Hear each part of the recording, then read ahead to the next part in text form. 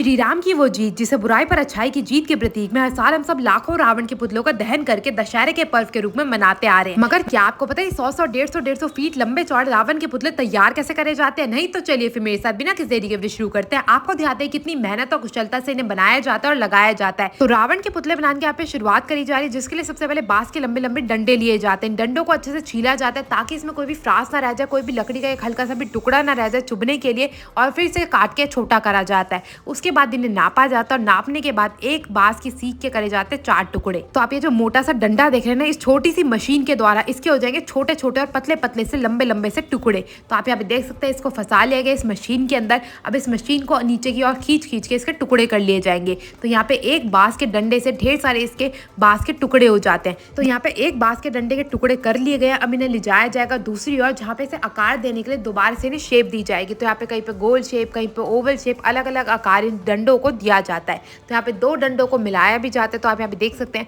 सबसे पहले एक डंडे को थोड़ा सा छोटा करा जा रहा है, उसके बाद इसको थोड़ी सी आकार देने के बाद दूसरे डंडे से जोड़ा जा रहा है ताकि इसका एक गोल चक्रा बना सके, जिससे क्या होती है एक मजबूती आती है। और मजबूती और इन्हें जोड़ने के लिए पतले पतले जो तार होते हैं ना लोहे के, उनका इस्तेमाल करा जाता है। तो आप यहाँ पे देख सकते हैं गोला बनाया जा रहा है। गोला बनाने के लिए यहाँ पे 2 बांस की सीखों को आपस में एक और से जोड़ दिया गया है। ऐसे दूसरी ओर पैर लगा के दूसरी ओर से भी जोड़ दिया जाएगा। और फिर इससे जो मेन ढांचा होता है, रावण का जो मेन शरीर होता है, वो तैयार करा जाएगा। उसका चेहरा तैयार करा जाएगा और चेहरे के बाद उसकी मूछें भी इसी प्रकार तैयार करी जाती हैं। जितना कस्टमर ने नाप दिया होता है कि उसको कितना लंबा चौड़ा रावण चाहिए, उसी के अनुसार इन सारे के सारे ढांचों को तैयार करा जाता है। और ढांचे तैयार करने के बाद यहाँ पे तैयार करी जाती है सबसे इंपॉर्टेंट चीज, जो कि है गोंद। गोंद के लिए सबसे पहले पानी ले लिया गया है। इस पानी को अच्छे से उबाला जाएगा भट्टी के ऊपर, और जैसे ही पानी उबलने लग जाएगा इसमें डाल जाएगा कॉर्न स्टार्च का घोल।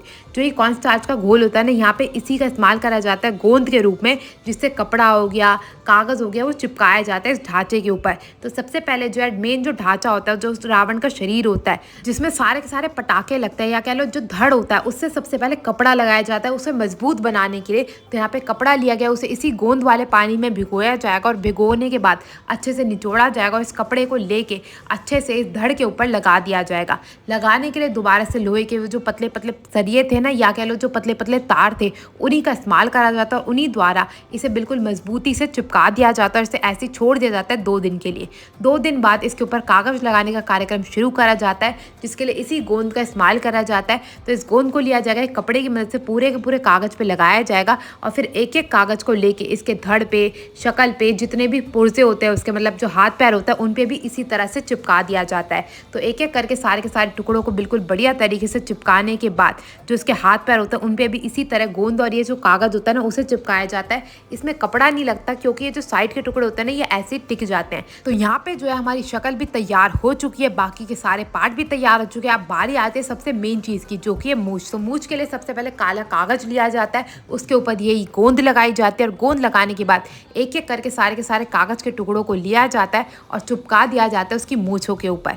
आप यहाँ पे देख सकते हैं भैया जी जो है वहाँ पे एक एक कागज को लेते जा रहे हैं और मूछों पे लगाते जा रहे हैं। और जैसे ही मूछें बन के हो जाएंगी तैयार, बारी आ जाएगी बाकी के कागज की। तो जैसे जैसे कस्टमर का ऑर्डर होता है कि उसे रावण पिंक कलर का चाहिए, ग्रीन कलर का चाहिए, ऑरेंज चाहिए, काला चाहिए, उसी के अनुसार एक एक करके कलर लिया जाएगा। उसकी शक्ल पे, उसके शरीर पे, उसके हाथ पैरों पे ये सारा का सारा कागज जो है वो लगा दिया जाएगा। और जो मुंह और जो आंखें होती हैं ना, वो फॉइल पेपर लगा के तैयार करी जाती हैं। अब यहाँ पे जो है उन्हें और ज़्यादा डिफाइन देने के लिए यहाँ पे काले रंग का इस्तेमाल करा जाता है, जिससे रावण की आंखें बनाई जाती हैं, आईब्रो बनाई जाती हैं, और जो उसके दांत होते हैं ना, वो भी बनाए जाते हैं लाल रंग की मदद से। और बहुत ही मेहनत से सारे के सारे रावण को तैयार कर लिया जाता है। कई बार तो भैया लोग रावण की भी चोरी कर लेते हैं, क्योंकि सड़कों पे ऐसे ही जो पड़े रहता है। अब इतने बड़े बड़े टुकड़ों को कैसे कोई रख सकता है। और जैसे ही ऑर्डर आता रहेगा और हमारा दशहरा का पर्व जो है आ चुका है, तो एक एक करके इन्हें ट्रक में भरा जाएगा और ले जाया जाएगा बड़े बड़े मैदानों में, और फिर इसको लगाने का कार्यक्रम भी शुरू कर दिया जाएगा। तो यहाँ पे देख सकते हैं हमारे रावण जो है वो आ चुका है। बारी आती है यहाँ पे बम लगाने की। तो बम लगाने के लिए सबसे पहले बम ले लिए गए हैं,